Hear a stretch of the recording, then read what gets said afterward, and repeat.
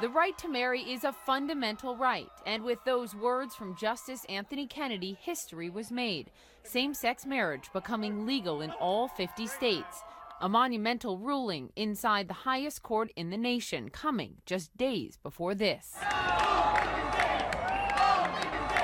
Pride Parade, New Yorkers taking to the streets every June since 1970. Before today, this now globally recognized vibrant explosion of color and sound had been largely a plea for equality. But today it became a celebration of it.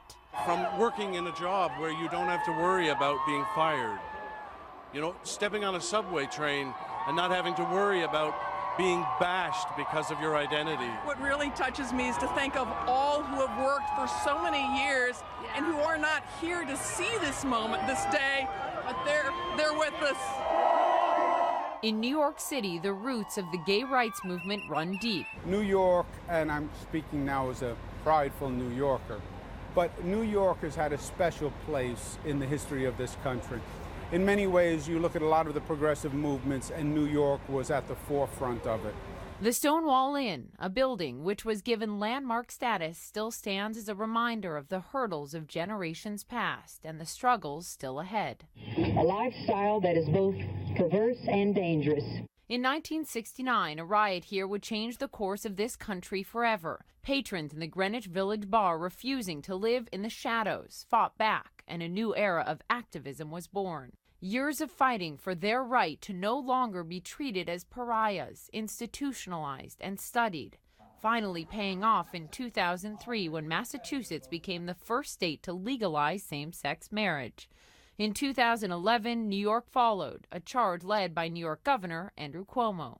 It had failed in the state before, and people forget this, but New York on the state side is Democrats and Republicans. This is not an entirely Democratic government. So we had to work very hard to get it passed. New York was a laboratory, and New York passed the law, and nothing bad happened. The world didn't stop spinning, the sky didn't fall. That message, one that took some other lawmakers more time to echo. What do you make of the shift we've seen among some politicians very quickly? Politicians either lead or they follow. And on this issue, I'm afraid they've been following. Yes. The country has changed, shifted, and they've had to catch up with public opinion. Isn't it amazing? And now they're proud to be on the right side. Well, about time and wonderful.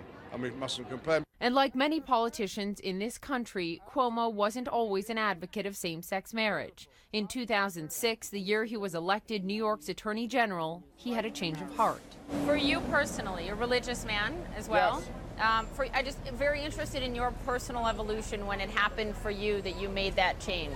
I happen to be Roman Catholic. Catholics have their own rules on marriage. That's not what this is about.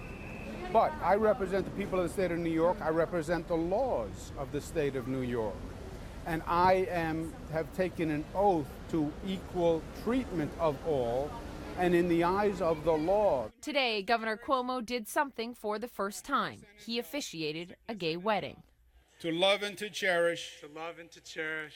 From this day forward. From this day forward. Till death do us part. Till death do us part. By the power recently vested in me by the state of New York, I now pronounce you married. Congratulations.